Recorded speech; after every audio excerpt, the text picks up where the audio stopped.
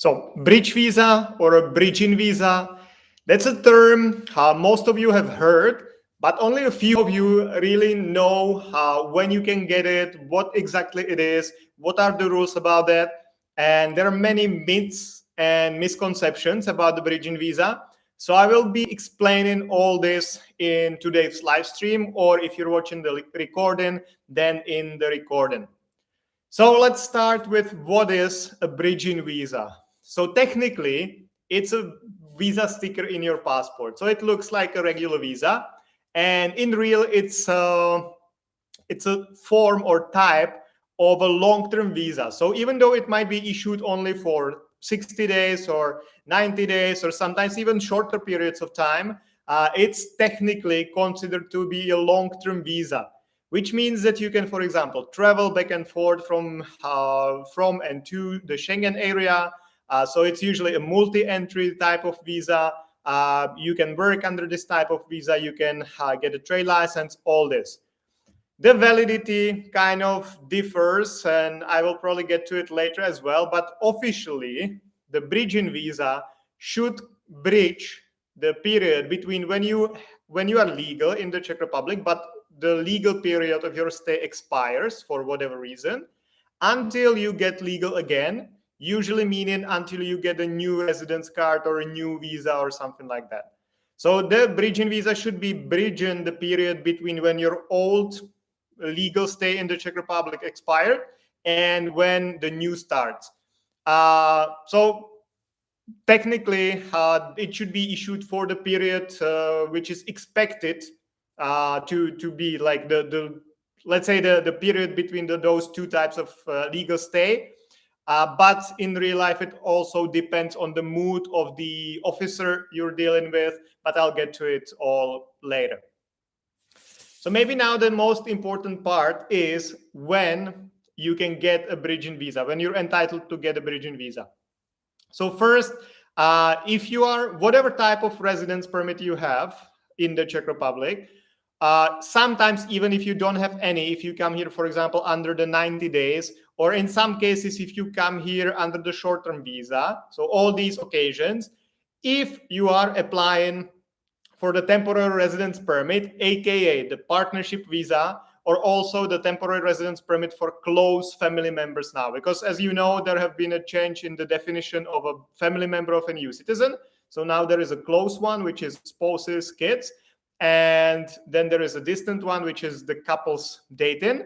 But either of those or both of these can get a bridging visa if you meet all the requirements. Then another situation when you can get a bridging visa is if you're in the Czech Republic under a long-term visa and you're extending the long-term visa, which usually means that you came here, for example, under the business visa or family reunification visa or whatever, and you only got it for a shorter period of time, because the maximum validity of a long-term visa is 1 year, as you know from my previous videos, but it can be shortened based on the documents you submit. So, for example, if you submit only 6 months worth of proof of accommodation, your visa will be only approved for 6 months. So what you can do in such case is that you will apply for extension of the visa, covering basically the difference between a full year and whatever you got for the first time. So if you got the visa for 6 months, you can apply for extension of the visa for another 6 months. It's beneficial in some cases. It's like I would need to explain properly, but in some cases you need to do it. So if you're extending a long-term visa, then you can get a bridging visa covering the period of expected duration of the application process or the approval process. Officially, for the extension of the visa, the approval time is 2 weeks. So you should get the bridging visa for 2 weeks. But in the real life, as you know, nothing really happens in 2 weeks at the Ministry of the Interior. So they will usually give you a longer bridging visa. So then another situation when you can get a bridging visa is if you're staying in the Czech Republic under a long-term visa and you're switching to a long-term residence permit, which usually means that you got the visa for a full year. So let's say a business visa or a student visa or a family reunification visa, and you want to stay longer than the first year, so the only next step is applying for the residence permit under the same purpose of stay. So if you are here under the business visa, you can apply for a business residence permit. If you're here under the student visa, you can apply for a student residence permit. If you're here under the family reunification visa, you can apply for a family reunification residence permit. So if you're in this situation that your long-term visa is expiring soon and you're applying for a long-term residence permit, then you can also get a bridging visa. So that's especially important if your purpose of stay is business, or if you have an active trade license, because the trade license always has the same validity as your most recent visa or residence permit. So generally, when your visa expires, your trade license expires. So it's super important for you to get the bridging visa, because only with the bridging visa you can extend your trade license as well. Otherwise, the trade license will expire, and you will be only able to get it once you get the new visa or residence permit approved, which would be a bit of a complication, especially in some cases like Canadians, for whom it's like almost impossible to get a new criminal check if they are in the Czech Republic. But yeah, okay. So another option would be, another way or another situation when you can get a bridging visa is if you're here under a long-term residence permit and you're applying for extension of the long-term residence permit, meaning that you're keeping the same purpose of stay. So you have a business residence permit and you're applying for extension of the business residence permit. In that case, you can easily get a bridging visa as well. Yeah, nothing too complicated there. You can always get the bridging visa. And again, if you're extending the business residence permit, for example, or if you have an active trade license, you need to be very careful, and you need to start the application process enough in time so your trade license does not expire. Then another situation when you can get a bridging visa is if you're switching the purpose of your stay, changing the purpose of your stay. It's not the safest situation, so it's better to do it the way that you don't really need the bridging visa. So for example, if you want to switch from a student residence permit to an employee card, don't wait until your student visa is expiring. Do it as early as you can or as soon as you can. But in theory, you can get a bridging visa there as well, but not really recommended. And yeah, that's basically it. So those are the main reasons. Yeah, okay, that's it. So now, how you get the bridging visa?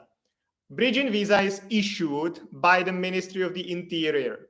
So you need to go to the Ministry of the Interior office, which is responsible. In theory, you can go to any branch of the Ministry of the Interior, but it's always best to go to the one responsible for the place where you live. And you go there, you show your passport, and if you meet the requirements, they will give you the bridging visa. They issue it on the spot. So you don't need to, there is no approval process. You don't need to wait for it. You just, if you book an appointment or if you go there, get the number, wait in the line, and they call you in and you request the bridging visa. They can issue it on the spot. You can get it in like 10 minutes, and it's a pretty simple process. But sometimes the officers at the ministry will try not to give it to you for whatever reasons. Sometimes you will not be really meeting the requirement. So even if they wanted to give it to you, they could not. But if everything goes well, then the process is pretty simple. You just need to show your passport. They will put there the visa sticker. They will make a copy of it, and you can go. Then, as mentioned, the validity of the bridging visa is meant to cover the period between when your previous visa or residence permit expires and when you have the new one.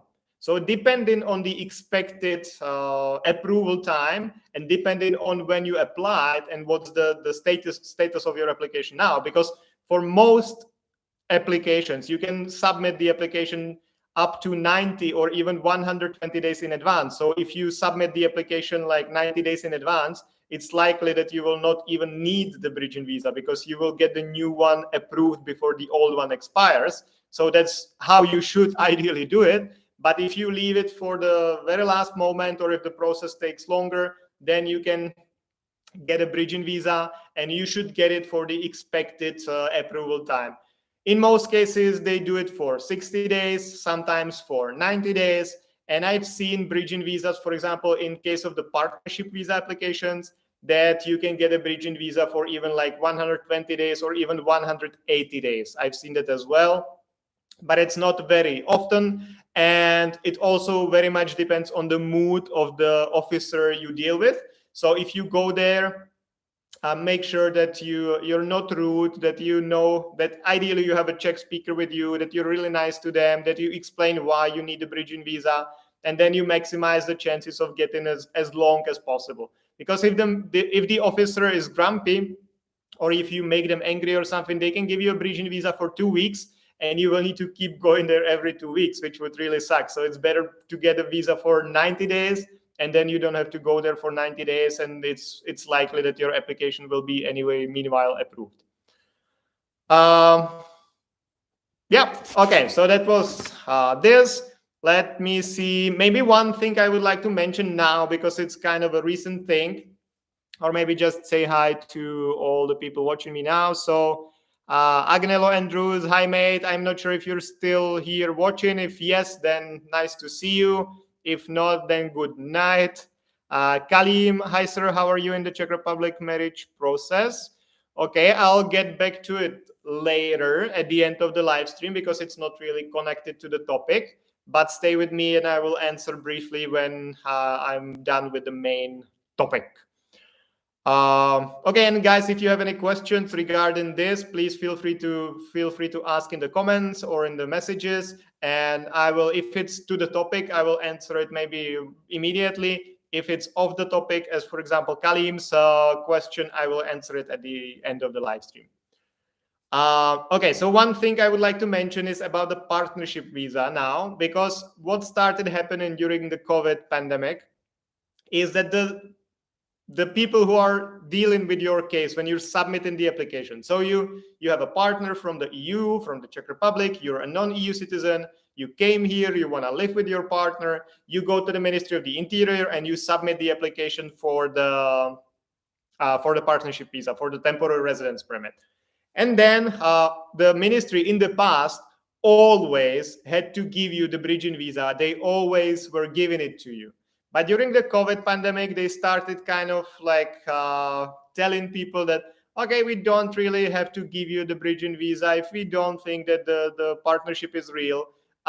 So they started like threatening people that they will not give you a bridging visa if you don't show that your relationship is strong enough, which I don't think it's technically really legal. And I would really want to see someone telling it to our clients when we are there with them, because I would love to kind of argue with them. And I would like to see in the law where it says that the person dealing with you at the counter, who is not the decision maker, can like decide if you get the bridging visa or not. It haven't happened to our clients yet, but they threatened our clients as well. And we've heard it from other people as well that they are trying to do this. So be prepared that you might encounter a situation like this if you don't go through the process with us, for example, at Move to Prague, or if you're not experienced in the processes, that the officers might not give you the bridging visa for whatever reasons.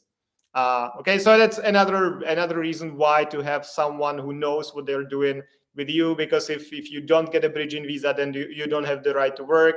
You may not overstay the 90 days or a short-term visa or whatever you're having. You might need to leave. And then it's very unlikely that they will approve your application if you're not here. So yeah, make sure that you always get the bridging visa when you go there. We encounter this very often as well with our corporate clients, because in Move to Prague, we help two groups of clients. First is private people, so like you watching me now, that come to the Czech Republic and you need to get a visa, whatever type of student visa or a business visa, employee card, or like a partnership visa, whatever. And we also, the other part of our customers are companies which are hiring foreigners and they need to bring them here. So we also sort out the whole employee card processes for employers, including the job advertisements, all this. We also sort out blue cards or intra-company transfers, all these types of residence permits for employees as well. And what we often see is that the company is wanting to hire someone, but the person doesn't really have any documents they could hire them based on, because this is a very, very often case. That's why I mention it here, that people, for example, don't use any agency to apply for for the partnership visa.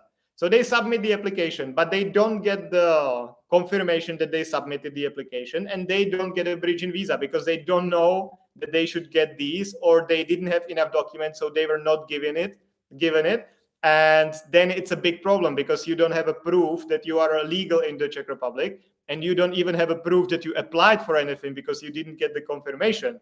So then, like, if a company wants to hire you, then like they have no legal basis to hire you because you don't have any documents. So that's another important reason why you should always request a bridging visa. In most cases, the ministry has to give it to you.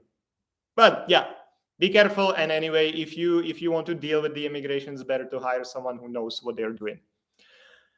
Okay, so that was that. Let me see if I have some more notes, what I would like to mention here. Not really. So maybe just one myth about the bridging visa. Because many people think that if they are mainly, let's say, Americans, Canadians, Australians, those nationalities whose citizens can apply for their visas in the Schengen area. So, for example, Americans can come to the Schengen area for up to 90 days with no visa required. And then if they decide to stay, they can apply for a long-term visa through any Czech embassy in Europe. So they usually go to Berlin or Vienna or like Brussels or somewhere within the Schengen area, and they submit the visa application there. And then they just wait for the approval in Schengen or in the EU. That's fine. The only important thing there is that there is nothing like a bridging visa in this case. If you came here using your 90 days, if you came here using your visa-free stay, then and you apply for a visa or residence permit through a Czech embassy, you don't have a right to get a bridging visa. There are many reasons for that, but one of the main reasons is that you apply for whatever visa or residence permit at a Czech embassy, but a Czech embassy is not responsible for any type of long-term visas or any type of approvals of such kind, because all those are done by the Ministry of the Interior in the Czech Republic, not by the embassies, because embassies fall under the Ministry of Foreign Affairs. So even if they wanted, they could not give you any bridging visa because they don't have a right to do that.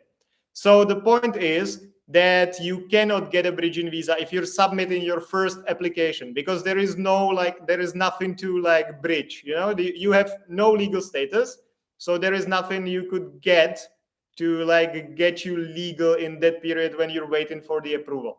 So that's a big myth and big misconception, because people think that they apply for the visa when the 90 days are expiring, then they get a bridging visa, and then they can stay forever until the visa is approved legally, and they can do whatever they want.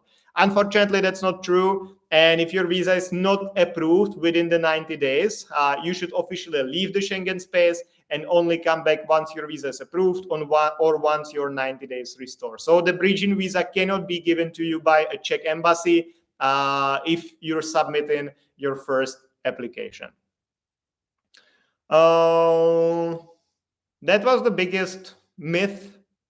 I don't think that there are many more. Let me see.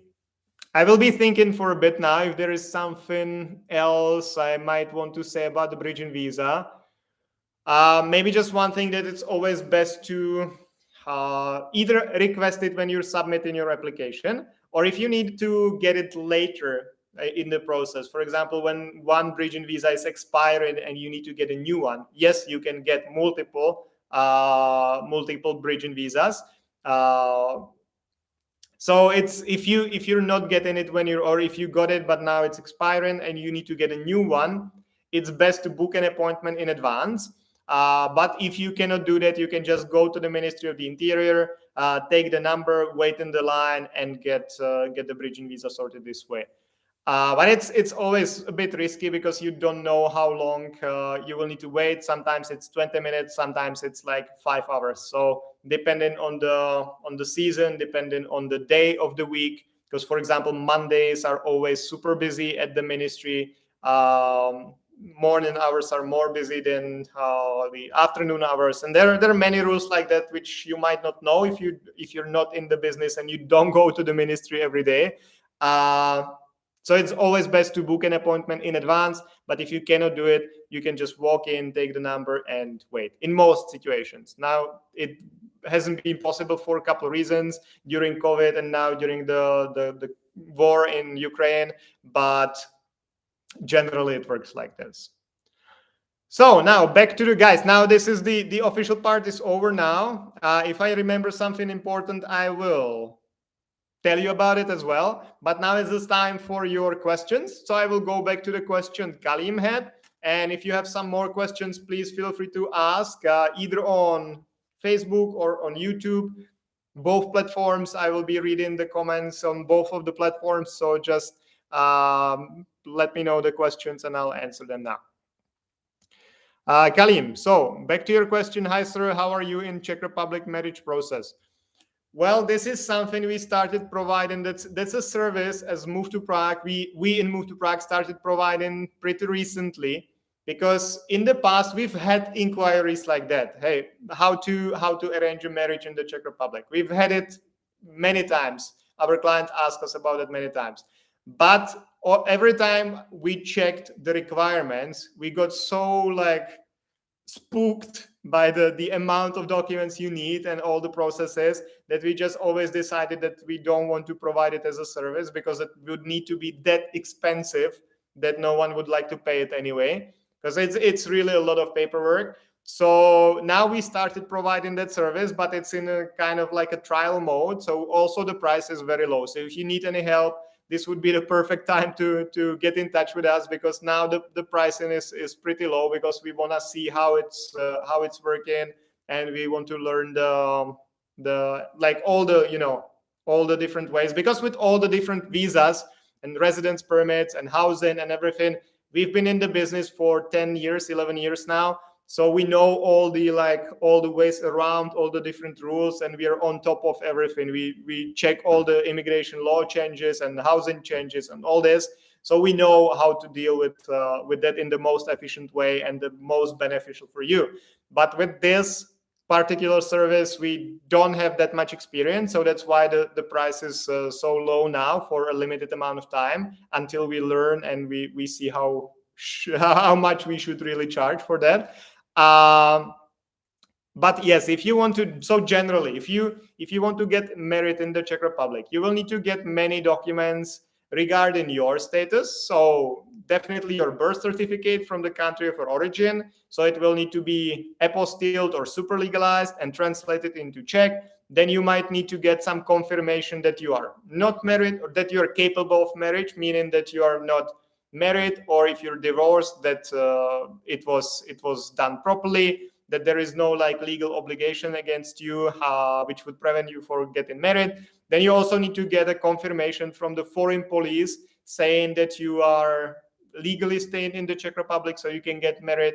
This is only valid for 7 days, so that should be one of the last steps before the actual ceremony, so it doesn't expire and you don't need to get it again. And there are a couple more documents you might need to get either through your embassy or from the country of your origin. So it's usually a process for a couple of weeks or even months, since there are many documents. And it's a bit easier if you have a Czech, bride and groom. But if you're both foreigners, it might get pretty complicated. Sarah Hammond. If someone has established a trade license, would they then be able to go to Berlin to apply for a visa to stay longer if the 90 days is almost up from US? Thank you for joining, Sarah. Thank you for a question. Well, I assume you're an American. You came here using the 90 days, the visa-free stay. So in that case, if you want to stay longer than the 90 days, officially, if you want to stay longer, you already need to hold the long-term visa or long-term residence permit. So that's what I was describing like a couple of minutes ago regarding the bridging visa, because there is nothing that could extend your 90 days, only your approved visa. So if you're here, your 90 days are coming to an end and you don't have the long-term visa approved, you should officially leave the Schengen space and wait for the approval outside and only come back once your visa is approved or once your 90 days restore. And 90 days work the way that it's always 90 days in the last 180. So if you spend here 90 days in a row, then you need to wait outside of the Schengen space for another 90 days because it's 90 days in the last 180. So this is the way how it should be done. So if you don't get your visa approved before the 90 days expire, you should officially leave and only come back once you have the visa. Most people don't do it that way and they overstay the 90 days. Which is illegal. And if someone finds out, they can deport you and they can even ban you from coming back. The chances are not really high that this will happen because the police doesn't really care. And as long as you don't do anything to give them reasons to check you and check your passport and calculate the dates, then they're usually fine and they don't create any trouble. But technically you're illegal, and if someone finds out, you can be deported and you can be banned from coming back. But as for applying for the visa, yes, if you're American, Canadian, Australian, Mexican, one of these, like, let's say, safe nationalities, then you can usually apply for your visa through any Czech embassy in the world. So you could have applied before you came here in the US, or you can apply now in Berlin or Vienna or somewhere, or you can apply in China or anywhere else. So it depends on the situation. So if you came here to teach English, for example, and you're applying for the business visa, you already have the trade license, you have the proof of accommodation, proof of funds, all these documents needed. Then you can go to some embassy in Berlin, for example, or Vienna, and you can submit your application there. One of the many questions is you definitely should make it within the 90 days because, as mentioned, you should not overstay the 90 days. And if you submitted your application while already overstaying, that could lead even to denial of the visa because the application would be submitted illegally, basically. So you should definitely aim for submitting the application before your 90 days expire. But then it depends on the availability of the embassy because most embassies, you cannot just go there and submit the application whenever you want. You need to book an appointment in advance. And most of the embassies are booked for weeks or even months in advance. So if you came here yesterday, your 90 days started counting yesterday, and you haven't contacted any embassies yet, it's possible that you might not even get an appointment before the 90 days expire. Of course, it depends on the situation and the embassy and everything, but this is the most I could, the longest answer I could give you in the given time. So if you have any like specific additional questions, please write another comment. I'll be happy to elaborate. Dave Chauhan.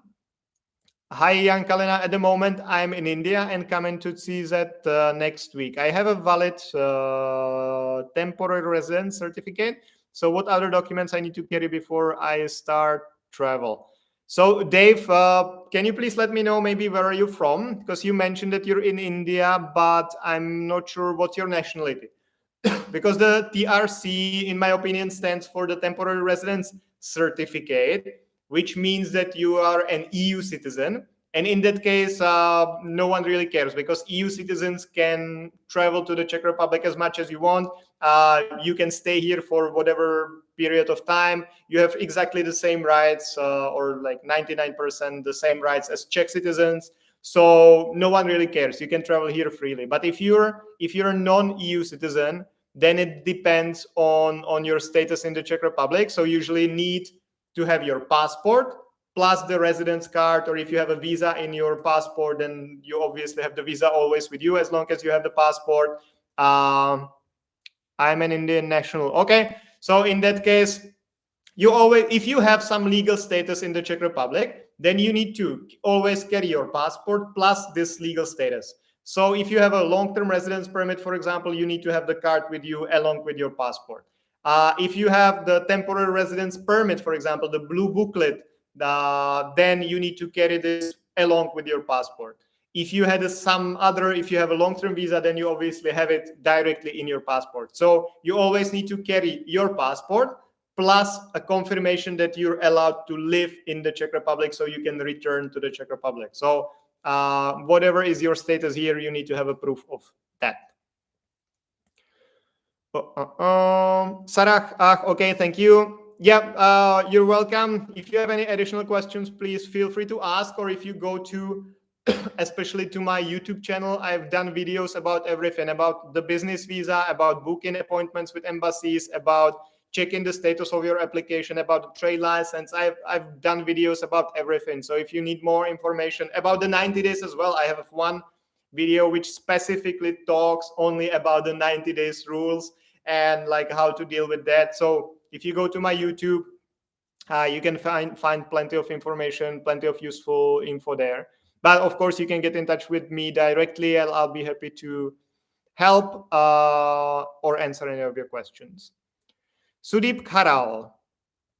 Hi, I have this question from someone. What will be the situation if someone's previous employer company is closed and new documents is not submitted since 9 months, and they got to know how because their lawyer didn't care about it? What is the solution now? I'm not sure if I understand the situation properly. So let's see. So you had an employee card, but then your employer had to shut down, and now I'm frozen on Facebook. Okay, I'm back on Facebook. So you have an employee card. Then your employer had to shut down, so you lost your job, and now it's 9 months after that, and you haven't done anything. Is it what you're describing? If this is the case, then unfortunately you're fucked, and you will need to go back to the country of origin. Sorry for the word, but if you have an employee card, you only have 60 days after you left your job, either if you left it or if you were fired. But you only have 60 days to find a new job and report it to the Ministry of the Interior. If you don't do that, your employee card will be eventually canceled. If you do that, then it depends on if you submitted all the documents properly, if all the forms were good, and then the ministry will either approve the change of employer or not. So it depends on the situation. But if you haven't reported the new job within 9 months and you have a standard employee card, that's a big problem. Yes, they still have a valid visa in the card, and the company is owned by a new owner, but they submitted new contract on time. Well, yeah, probably better get in touch with me directly, because I would need to know a bit more about the case. Because now in the past, the change of employer used to work the way that was an approval process. So it could take many months, and I would not be surprised if it took 9 months or longer. But now, for the last, I believe, like 2 years, the change of employer process has been changed, and you now just report it. So there is no way it could take 9 months if you reported the change of employer the correct way, that it could take 9 months to get for the ministry to get back to you, because they have 30 days to sort it out, and it's an easy process. So there must be something else going on. So maybe they just reported that you have a new owner of the company, which is fine, and the ministry doesn't even need to notify you about that, because that's just a change in the ownership of the company, and that's fine. So I would need to know a bit more about it, the situation. Type in mistake. The situation is they didn't submit any document till this long time, and is there any solution now? Well, if it again, better get in touch with me directly, and we can discuss on in the chat, or you can come to our office and we can discuss. Because if there was just a change of the ownership of the company, then it's fine. You don't really need to report it, because it will be obvious, or it will be visible in the online business register. So if the ministry checks that, for example, when you're extending your employee card, they will see the changes in the ownership, and in the structure of the company, and that should be no problem. So depends on the situation. This sounds like a bit of complex case, so it's better to discuss directly. Dave, I have Povolink Pobytu, which is still valid for 1 more year. And Dave, let me see what you were asking about. That was the traveling from India, I believe. Yeah. So yeah, if you have a valid long-term residence permit, then you always need to have the passport when traveling and the residence permit with you, because passport is your official travel document. It's your ID, so you have to have it if you want to travel. And if you want to travel to the Czech Republic as an Indian national, you're not allowed to come to the Czech Republic without a valid visa or residence permit. So you also need to carry this residence permit with you, so the border control knows that you're legal in the Czech Republic. They could technically see that in the system as well, but it would mainly apply if you fly directly. If you change flights, the immigration authorities in different locations might not be able to see the Czech database, so you might get in trouble. So definitely your passport plus the valid residence permit, carry it with you. Sudeep, all right, thank you. I will send my friends to you. Yeah, thank you very much. That's the best, because it's, now I have no idea about the case. I don't know any details. And I should give some advice, which is not really good, because if I tell you something, but I didn't properly understand the situation, it might be even counterproductive, or it might be a false information, which is something I would not like to do, especially not if it's recorded now. Okay, guys, some more questions. This was planned to be a short live stream, and it's been 37 minutes already. And that's also because of your questions, which is really good. I'm happy for that you, even though it's 30 minutes after midnight in the Czech Republic, so you're asking questions and you're interacting. So that's great, and thank you for that. So please, if you have some more, feel free to ask. I'll be happy to answer them.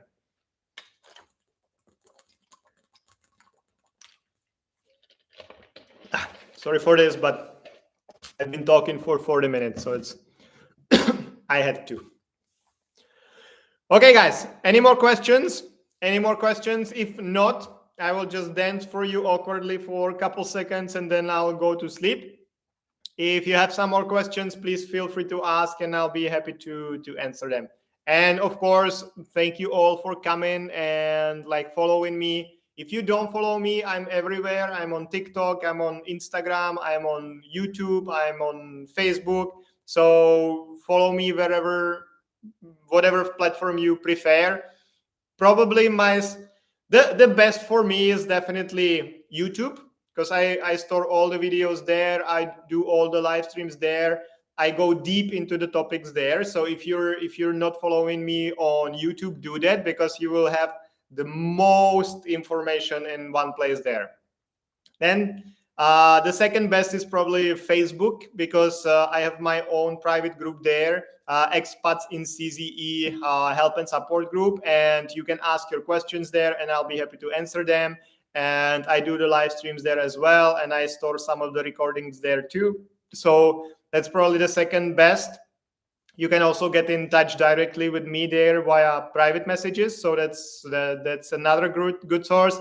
But then if you're looking for more condensed videos, then definitely TikTok, because I try to keep it short there.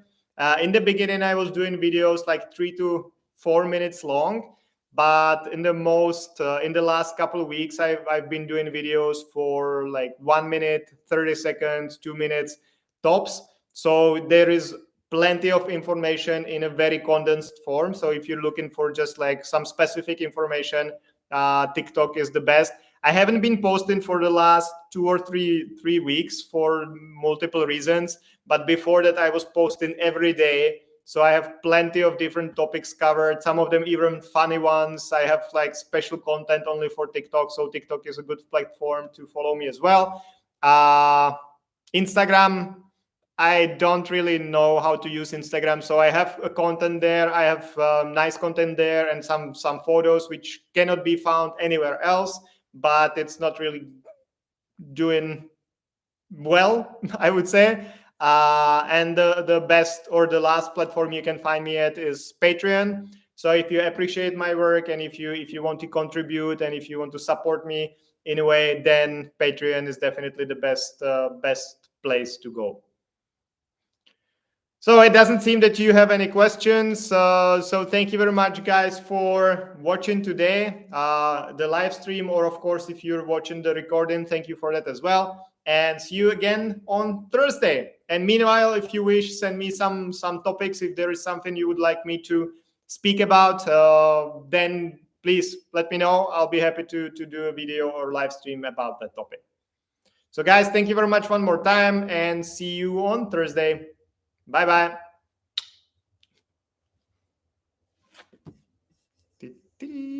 YouTube watchers always have the advantage or disadvantage that you can see me still after I finish the live stream on Facebook, because it's easy for me to end it on Facebook. I just touch my phone, but here I need to go to the laptop and the mouse and everything. So you see me for a couple more seconds. But I'm going now anyway. So thank you guys for watching. See you next time.